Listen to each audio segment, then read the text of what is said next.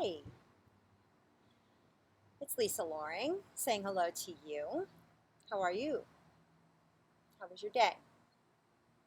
It's today, Thursday. It's Thursday, August 27th. Can you believe it's like August 27th? I didn't think about that till just now.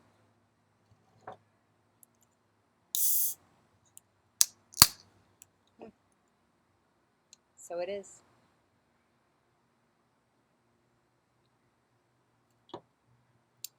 So it is.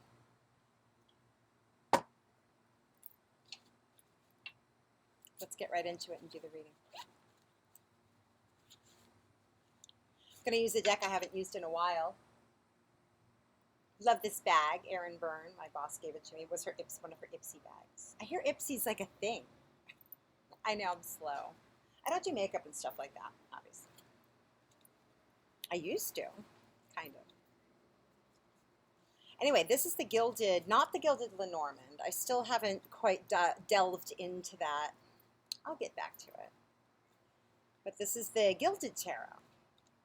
It's such a fun deck. It's beautifully drawn. She has a really long camera too. So how has the month of August treated you?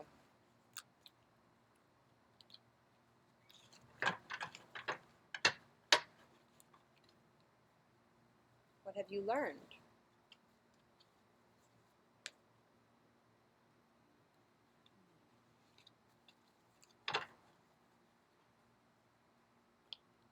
See a cloud in the sky. It has kind of this praying mantis thing going on with it that's quickly dissipating. Praying mantis is a... Oh, speaking of that, I got a new deck, the Power Animals Oracle cards. We're going to use those tonight. What a praying mantis is. I'm going to bring it up. Might as well look it up, right? Let's look it up. If it comes up, let's look it up. Praying mantis, rare animal, right? Rare insect. Are insects animals?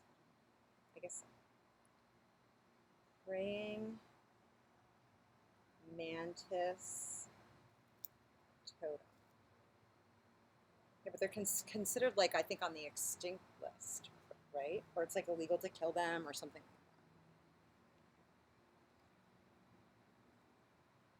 Oh, interesting. Folks with a praying mantis totem, like the angelfish, tend to elevate the consciousness of others. They are gifted psychics, willing to share. Sorry, we have to open these things.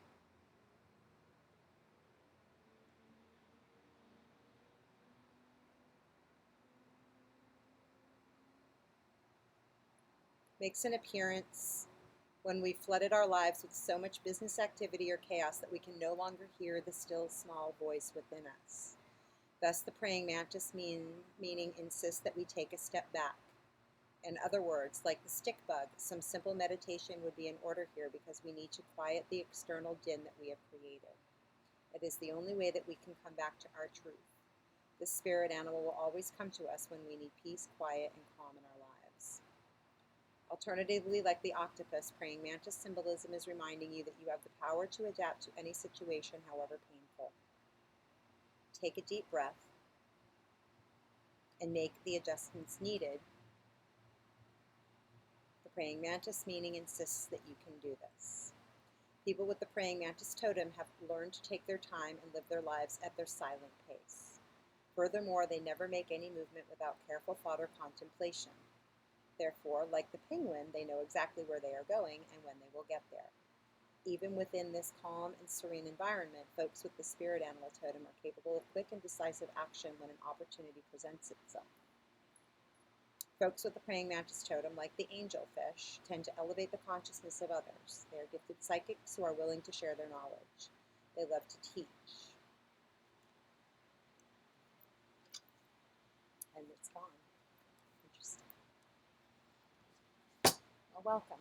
Let's be quiet. And actually, as I did my meditation just prior to getting the camera going, it took me a minute to set things up. I like that message. I was very deliberate in my setup and took my time getting here to the table. And I, in my meditation prior to this, felt for less talking and more just listening. Let's listen to what the cards have to say. So this is the Gilded Tarot. Forget the name of the woman who... Oh, we have one card already coming out. Ooh, 2 cards. First one, 4 of Pentacles. This one's come up a lot. Holding on, being reserved before making a decision.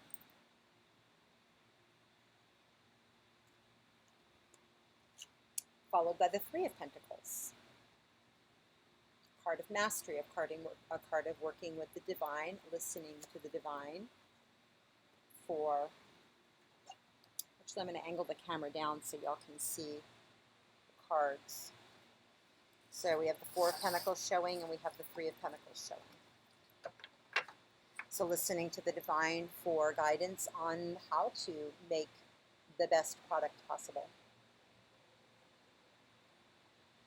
Literally working hand in hand. You know, there's already these 2 above him. Are they coming in, or are those that he's already put up? Is he putting up this other one? Is he adding that to the 2 that are above?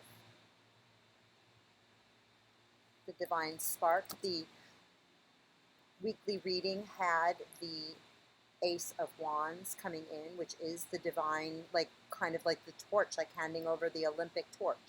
I'm thinking of the Olympic torch. You think about the kind of mastery that a person who is performing at that elite level, what kind of practice, dedication is required. That came up in the praying mantis totem, right? Being in that, listening to that still small voice. The focus that's required, the listening, as much you have to listen to your coach. Central part of the reading.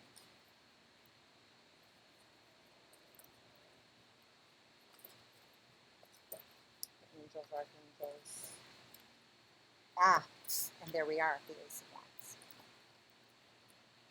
So we have a lot of fire involved here. You know, here's that divine fire behind. He's working with divine fire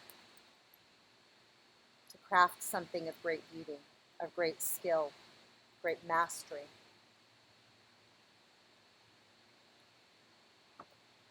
Listening to that still small voice. Card of Jupiter. Jupiter is the sign of the teacher. Came up in that praying mantis totem. Messages coming in. Think about the 8 of Wands card that also came up. Messages coming in from the divine, from our higher selves. Listening to that wiser self. Being open, like the hands are here open to receive, as well as to receive and hear the messages. As a supplicant, as a chalice, right? So there's, even though this is fire and would indicate a more masculine energy, there's a passionate, there's a receptivity showing in this imagery. Very phallic symbol.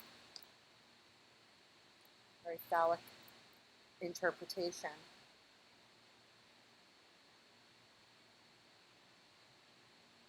So we go from a card of holding on, of being reserved, of being still enough to receive.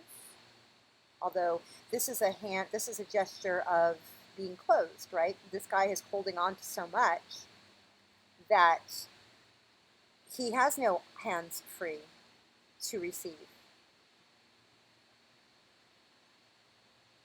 Are we so committed to looking at something from the past? Because I see that he is actually looking away from the direction of all of this stuff coming in. He's looking to something over here. He's actually physically facing. His head isn't just turned, his body is actually turned in that direction. Is there a holding on so desperately to something of the past? The riches. I mean, I can't be help but be struck by the differences between these two individuals. Although this one is the card of mastery, and it comes before this. In the suit, it technically comes before the Four of Pentacles. It's almost like we have to really just let go of all of the entrapments in order to receive the divine message and to work with that, to create, to go back to that place of creation. That those messages came into over the weekly tone and over the couple of readings that I did this week.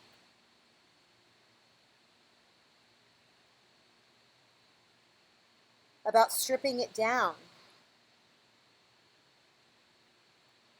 being in a more receptive mode,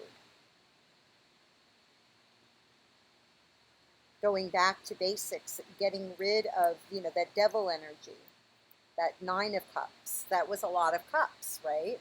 Are we so invested? This is a card of investments having been made. We so invested. That word has continued to come up in my own vernacular this week. What are you invested in? This guy is weighed down by all of the lovelies, which is great. You want to be able to provide for yourself as well as others. But are you so invested that you can't even perceive of he has a pleasant look on his face. He looks like he's got it all. But is he so invested that he can't be willing to put that down, to go back to a place where he's a little more agile. This guy's super agile. He's got one foot out, one foot the other way. There's no stiffness about this. There's a lot of movement in this card. I'm struck by the children playing who have just turned up here. This, sort of this more playful energy. He's almost like tossing his coins in the air.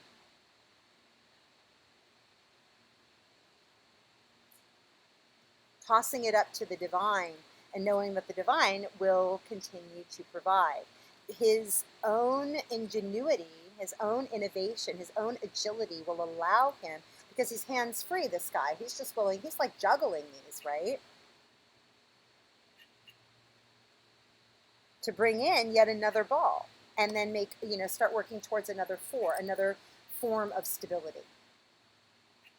Working towards that place. Bottom of the deck. What do we have? Nine of Swords energy, but there's the worry energy. Ooh, can I do it? Six of Cups.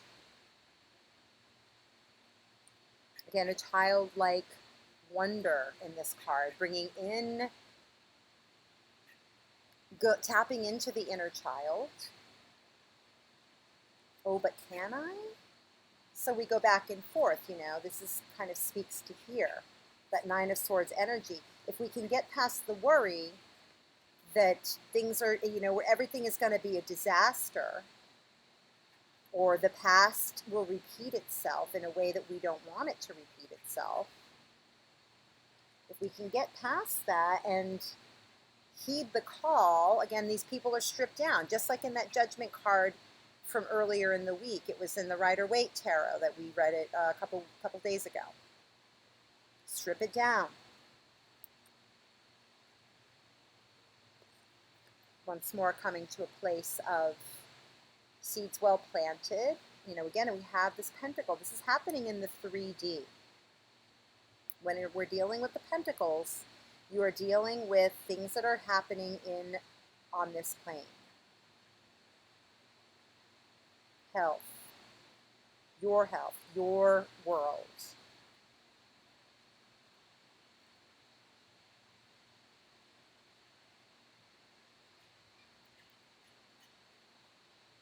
Are we so worried that we can't, the inner child can't come out? Look at this little kitty in here. She's so cute. Like she's hiding in the grass. As I looked over at the kids, I've been watching one of my cats all day. She's been bringing in mops. She's been having a heyday. She's been having a great day. When we can strip it down and heed the call and just be and listen to that divine, wiser self, the divine voice, follow our heart. I'm really noticing the green gems in the helmet. This is the winged messenger. This is Mercury. Mercury in Virgo. Mercury in its rulership. We are being told how to craft our own reality. To trust that the seeds have been well planted, to relax enough to play in the grass, to, play with a frog, play with a bunny. Bunnies, abundance, cats, smart, surprisingly loyal in ways that people don't necessarily expect. Lots of choices. Look at all the beautiful colors. To open up and to engage in all the chakras. To all of our power centers. Again, I see that these are chrysanthemums. And chrysanthemum has been coming up a lot this week for me. Chrysanthemum stone was one featured at the beginning of the week. And that is a stone that you can use to do an abundance prayer. Abundance, abundance, abundance.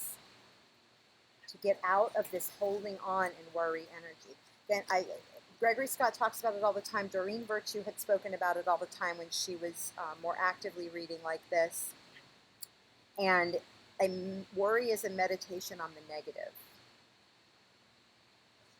But there's a lot more cards that speak to the positive here. But sometimes this can seem like it's the defining characteristic.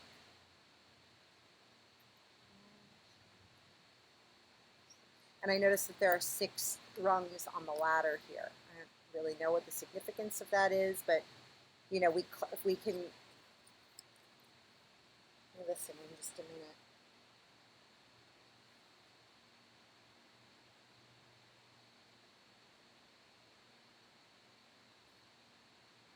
Children climb a tree. Are agile enough to climb a tree. Can we get, that's what I'm hearing, is, again, coming into this agility, flexibility. Even though it's the 3D, remember, Virgo is a mutable earth sign. If you don't like the reality that's you're finding yourself in, don't take it so seriously. Be more playful. Get rid of what's heavy and what just doesn't work.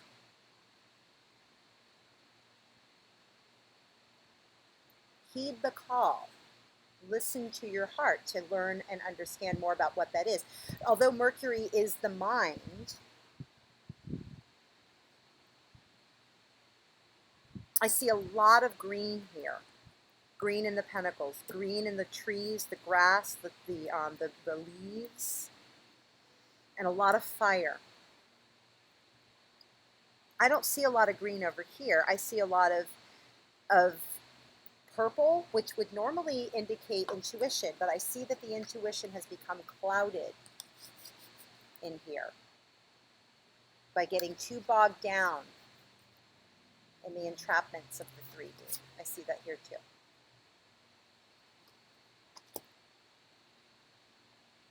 So our intuition, we feel like we can't trust it. It's just there's just too much. So if we can actually just strip it down to the needs and wants of being in that inner child, the needs and wants of being, just being. Heed that call. We are being asked to ascend, to listen to the divinity within us, to partner up with what's coming in from things that are bigger than us in order to elevate, to fly, to be messengers ourselves. Coming back to that teaching, that praying mantis cloud in the sky. So let's get a message from the Power Animal Oracle cards. These cards are kind of sticky because they're new. I think they came yesterday. Again, thank you for being here. This is a reading for the collective. We have one coming out already. Yeah, imagination. The seal, imagination. Michelle Nooner, no, actually, the otter is your spirit totem. But again, a card of playfulness. I'm thinking of my friend Michelle. So the seal, very playful and clever and smart. So we use that agility, that intelligence that is Mercury to craft a way forward, a way out, a different way, a different approach. So we are meeting the needs of our heart.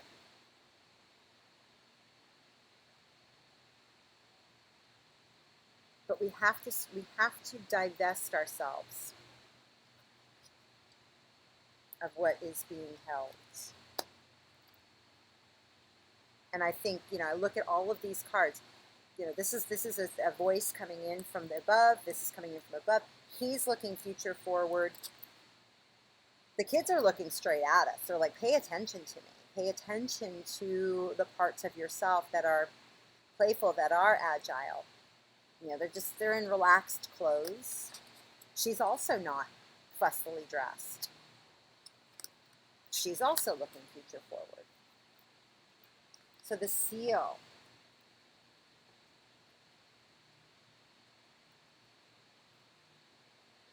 Your subconscious mind is the playground of your imagination, which waits to be called out by your willingness to unleash the bonds of personal convention and societal restraint, to challenge and surpass the usual limits you placed on yourself regarding artistic expression.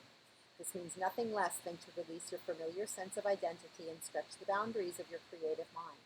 It's not a matter of believing or disbelieving that you have talent, disbelieving, not with swords, that you have talent for any kind of creative pursuits. It's a matter of surrendering to the imaginative impulse that's beginning to be expressed in some form. So drop underneath those restrictive beliefs and tap into this most natural drive toward creative, artistic expression, perhaps something you've always wanted to do but have stopped yourself until now. Feel it in all its depth and dimensions, then throw yourself into it, whether it's singing, dancing, painting, drawing, writing, or some other path. This is food for your heart and soul. Don't put it off any longer. It's time to take a plunge. So there's all of these choices. Singing, dancing, painting, drawing, feel it in all its depths and dimensions. Additional association, creativity, grace, adaptation, playfulness. I don't make this shit up. I said it here, way at the beginning of the reading. Central card of the reading, 3 of Pentacles. Strip it down. This still has nothing on, but he's plenty warm. He can go. They swim in the coldest water. We'll do one final card from the Rumi deck. Yes, no, you know what? Actually, I'm not doing it. I think we're going to leave it at that.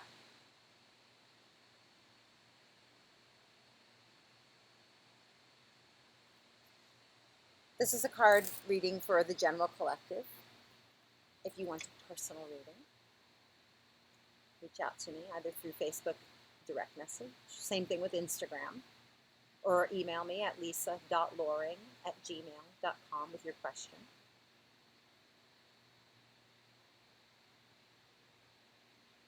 And broaden your mind about what that question might be. That might be fun, right? Not you're just, no question is general or run of the mill, but think about it a little bit about what's underneath that question. And the question under the question, and then we can talk, right? I can be basic too. I'm happy to do that for you. All right. Have a great night. See you tomorrow.